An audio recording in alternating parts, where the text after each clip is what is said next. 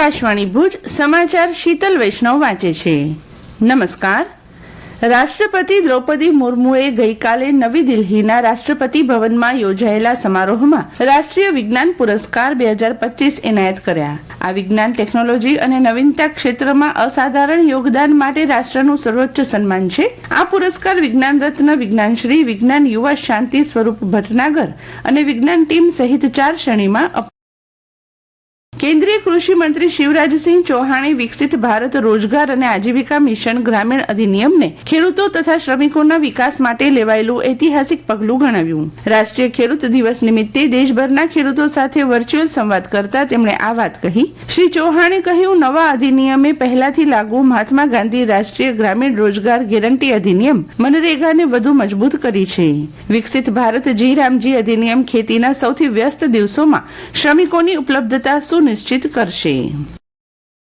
મુખ્યમંત્રી ભૂપેન્દ્ર પટેલના હસ્તે ગઈકાલે પોલીસના નવનિયુક્ત 11,607 ઉમેદવારોને પસંદગી પત્ર એનાયત કરાયા। આ પ્રસંગે શ્રી પટેલે જણાવ્યું, રાજ્યનું પોલીસ દળ દેશમાં કાર્યનિષ્ઠા અને ફરજ પાલનમાં અગ્રેસર છે। સાયબર ક્રાઇમ, નાર્કોટિક્સ, માનવ તસ્કરી, આર્થિક ગુના અને ટેકનોલોજી આધારિત ગુનાઓને અટકાવવા પોલીસ આધુનિકીકરણને સર્વોચ્ચ પ્રાથમિકતા આપી છે।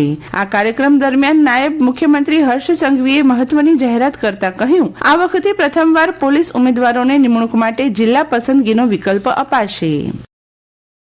ભારતીય અવકાશ સંશોધન સંગઠન ઇસરો આજે સવારે new space India limited NSIL માધ્યમથી LVM-3 M6 મિશન હેઠળ બ્લુબર્ડ બ્લોક 2 સંચાર ઉપગ્રહનું પ્રક્ષેપણ કરશે।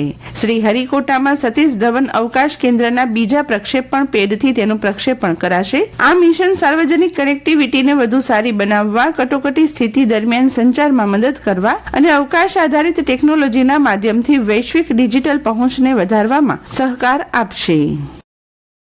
ભારતીય મહિલા ટીમે શ્રીલંકાની મહિલા ટીમને બીજી T20 મેચમાં 7 વિકેટે પરાસ્ત કરી વિજયની પરંપરા જાળવી રાખી છે।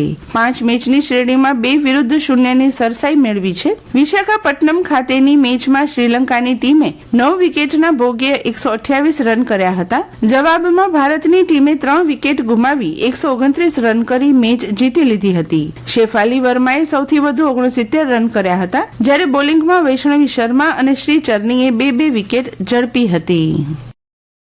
જાન્યુઆરી 2026માં રાજકોટ ખાતે યોજાનાર વાઇબ્રન્ટ ગુજરાત પ્રાદેશિક પરિષદ કચ્છ અને સૌરાષ્ટ્રના મંચ પર અલંગ બંદરની 40 વર્ષની સિદ્ધિઓનું પ્રદર્શન કરાશે। અલંગમાં અત્યાર સુધી 8,800થી વધુ જહાજોનું સુરક્ષિત રિસાયકલિંગ થયું છે। વર્ષ 2024-25 દરમિયાન વૈશ્વિક પડકારો વચ્ચે પણ અલંગે સ્થિર કામગીરી નોંધાવતા 113 જહાજોનું રિસાયકલિંગ કર્યું। વર્ષ 2025-26ની શરૂઆતમાં જહાજોના આગમનમાં 13% વૃદ્ધિ નોંધાતા ક્ષેત્રમાં ફરી સકારાત્મક ગતિ દેખાઈ રહી છે, ત્યારે આગામી 10 વર્ષમાં 15,000 જહાજોનું રિસાયકલિંગ કરવાનો રાજ્ય સરકારનો સંકલ્પ છે। ભચાઉ તાલુકા પંચાયતના કાર્યકારી પ્રમુખની અધ્યક્ષતામાં યોજાયેલી બજેટ સામાન્ય સભામાં આ વર્ષ 2026-27ના અંદાજપત્રને બહાલી આપવામાં આવી હતી। તાલુકા પંચાયતની મુદત 2 થી 3 મહિનામાં પૂરી થશે, ત્યારે ગ્રામ પંચાયતોમાં વિકાસ કામોને વેગ આપવાના નિર્ધાર સાથે બજેટ રજૂ કરાયું હતું। RR લાલન કોલેજ ભુજ દ્વારા આગામી 2જી અને 3જી જાન્યુઆરી 2026ના રોજ દ્વિદિવસીય વાર્ષિકોત્સવ સંવિદ 2026નું આયોજન થશે। આ ઉત્સવમાં પ્રથમ દિવસે લાલન કોલેજ એમ્ફી થિયેટર ખાતે સાંસ્કૃતિક કાર્યક્રમ યોજાશે, તેમજ કોલેજના બંને પ્રવાહોમાં પ્રથમ આવેલા વિદ્યાર્થીઓ તથા NCC NSS રમતગમત સ્તરે ઉત્તમ દેખાવ કરનારા વિદ્યાર્થીઓનું સન્માન કરવામાં આવશે। બીજા દિવસે કોલેજ ભવનમાં કચ્છ જિલ્લા કલેક્ટર આનંદ પટેલના હસ્તે કળા વિજ્ઞાન પ્રદર્શની ખુલ્લી મુકાશે। ગઈકાલે પવનની દિશામાં આવેલા બદલાવ અને ભેજના પ્રમાણમાં વધારો થતા જિલ્લાના અનેક વિસ્તારમાં ગાઢ ધુમ્મસની ચાદર છવાઈ હતી। ધુમ્મસીયા માહોલ વચ્ચે ઠંડીનો ચમકારો પણ અનુભવાયો હતો।